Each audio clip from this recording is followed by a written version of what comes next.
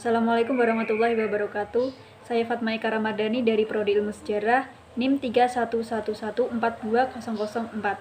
Saya di sini akan menjelaskan tentang konservasi di Kota Lama Semarang. Cek video berikut ini. Pelestarian dalam bangunan maupun arsitektur perkotaan merupakan salah satu daya tarik bagi sebuah kawasan. Dengan terpeliharanya satu bangunan kuno bersejarah, pada suatu kawasan akan memberikan ikatan kesinambungan yang erat antara masa kini dan masa lalu. Indonesia yang sudah berumur ratusan tahun sudah pasti memiliki bangunan kuno yang bersejarah, yang merupakan peninggalan dari penjajah dulu. Bangunan itu pun tersebar di seluruh pelosok negeri Indonesia, salah satunya di Semarang. Sebuah kompleks bangunan kuno yang dahulunya merupakan pusat kota pada zaman kolonial Belanda terdapat di Semarang. Kompleks bangunan itu pun terkenal dengan sebutan Kota Lama Semarang. Kawasan Kota Lama sebenarnya merupakan pusat kota Semarang yang asli, di mana tampak berbagai bangunan pemerintahan yang sejumlah bangunan pendukung lain sebagai unsur kawasan pusat kota dengan gaya arsitektur Belanda. Kota Lama sebagai salah satu aset yang dimiliki Kota Semarang beserta sejumlah bangunan bernilai sejarah yang tinggi tersebut menuntut penanganan secara serius pihak pemerintah Kota Semarang. Hal tersebut mutlak diperlukan sebagai upaya pelestarian terhadap nilai sejarah Kota Semarang mengingat Kota Lama merupakan salah satu dari sejumlah kawasan yang dapat meningkatkan pendapatan daerah khususnya dari kedatangan wisatawan. Kota Lama sebagai sesuatu yang berdiri di tengah perubahan yang terus berlangsung, tentu saja tidak bisa terhindar dari tumbuhnya bangunan baru di kawasannya. Oleh karena itu, pemerintah Kota Semarang perlu melakukan konservasi terhadap Kota Lama, sehingga dapat menjaga nilai arsitektural bangunan kuno yang terdapat di dalamnya. Konservasi secara umum diartikan pelestarian, namun demikian dalam kasanah para pakar konservasi ternyata memiliki serangkaian pengertian yang berbeda-beda implikasinya. Istilah konservasi yang biasa digunakan para arsitek mengacu pada piagam dari International Council of Monuments and Sites tahun 1981 yang dikenal dengan Bura Charter. Bura Charter menyebutkan konservasi adalah konsep proses pengelolaan suatu tempat atau ruang atau objek agar makna kultural yang terkandung di dalamnya terpelihara dengan baik. Pengertian ini sebenarnya perlu diperluas lebih spesifik, yaitu pemeliharaan morfologi atau bentuk fisik dan fungsinya. Kegiatan konservasi meliputi seluruh kegiatan pemeliharaan, sesuai dengan kondisi dan situasi lokal maupun upaya pengembangan untuk pemanfaatan lebih lanjut. Bila dikaitkan dengan kawasan, maka konservasi kawasan atau subbagian kota mencakup suatu upaya pencegahan adanya aktivitas perubahan sosial atau pemanfaatan yang tidak sesuai dan bukan secara fisik saja. Kota Lama menyimpan banyak sejarah Indonesia ketika dijajah oleh Belanda. Kawasan yang dipenuhi oleh bangunan-bangunan kuno yang mempunyai nilai arsitektur tinggi ini sudah menjadi cagar budaya Indonesia yang patut dikonservasi.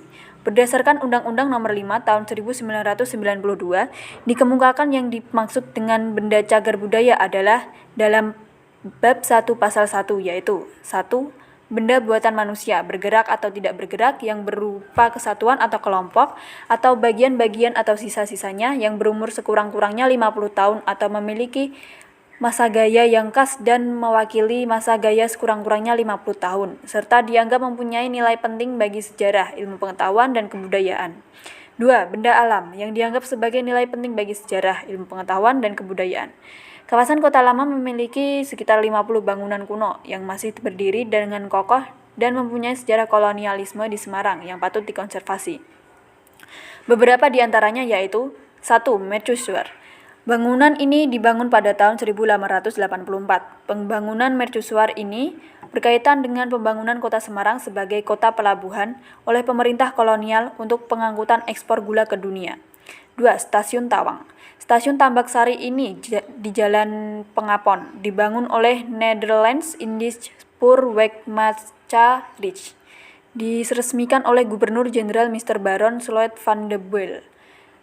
Stasiun ini menggantikan stasiun sebelumnya yang dibangun pada 16 Juni 1864 sampai 10 Februari 1870 yang melayani jalur Semarang, Jogja, Solo. Karena stasiun ini tidak memenuhi syarat lagi akibat bertambahnya volume pengangkutan, maka dibangunlah stasiun Tawang. Arsitek gedung ini adalah J.P. de Bordes. Bangunan ini selesai dibangun pada bulan Mei 1914. Bangunan ini mempunyai langganan arsitektur yang Indisch yang sesuai dengan kondisi daerah tropis. Bangunan ini mempunyai sumbu visual dengan gereja belenduk sehingga menambah nilai kawasan. Bangunan ini termasuk Tetenger Kota Semarang.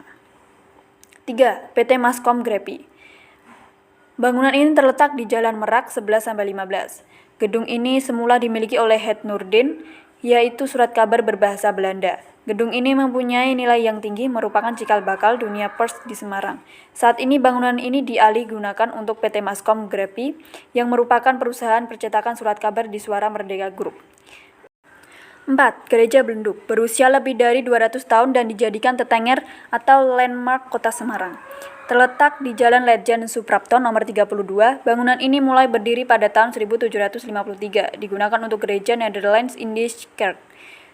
Gedung ini diperbaiki lagi pada tahun 1756, 1787, dan 1794. Pada tahun 1894, bangunan ini dirombak seperti keadaan sekarang. Arsitek pembangunan ini adalah HPA, De Wildt, dan Westmaas. Keberadaan gereja ini berperan besar terhadap perkembangan agama Kristen di Semarang. 5. Susteran Ordo Fransiskan. Bangunan ini terletak di Jalan Ronggowarsito nomor 8. Semula pada tahun 1808, Pastor Lambert Prinsen memprakarsai pendirian rumah yatim piatu Katolik untuk putra diberi nama Wesuis. Pada tahun 1870 datang sekelompok suster dari Ordo Fransiskan ke Semarang. Kemudian seorang arsitek bangsa Belanda, Emnisman, merancang bangunan di lokasi tersebut untuk susteran. Pembangunan dimulai pada tanggal 16 Februari 1906.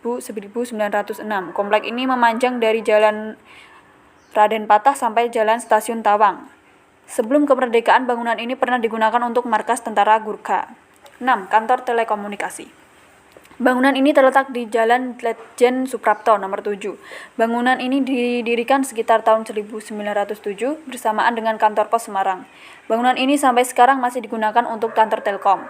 Bangunan ini dirancang sesuai untuk daerah tropis, berada tepat di mulut Jalan Branjangan, waktu itu dinamai Jalan Stadhuisstraat. 7. Gedung Jiwasraya. Bangunan yang terletak di Jalan Letjen Suprapto 23-25 ini dibangun pada tahun 1920. Arsitek gedung ini adalah Herman Thomas Karsten. Seperti pada bangunan-bangunan rancangannya, gedung ini dirancang sesuai dengan iklim tropis. Bangunan ini terdiri dari 3 lantai, sampai saat ini digunakan untuk bangunan perkantoran. 8. Gedung Marba. Dibangun pada pertengahan abad 19, terletak di Jalan Letjen Suprapto nomor 33, yang waktu itu bernama De Herenstraat.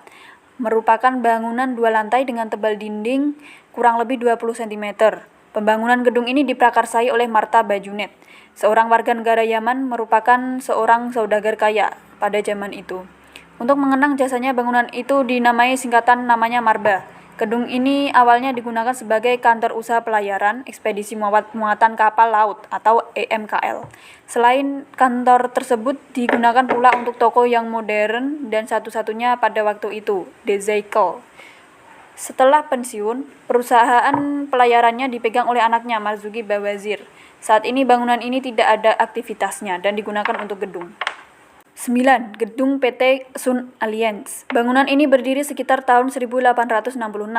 Hal ini dibuktikan di bagian kerucut muka gedung bagian atas ada tertulis Samarang 1866. Gedung ini bagian dari bangunan Borumij Wehry. Gedung ini merupakan gedung tertua yang masih berfungsi dan terawat dengan baik dan dipakai untuk perusahaan asuransi. Konstruksi bangunan ini sudah beradaptasi bangunan yang berciri untuk udara tropis. 10. Kantor PT Raja Wali Nusindo. Bangunan ini terletak di kawasan Jalan Putan Tular 11-15, Semarang, dibangun pada awal 19.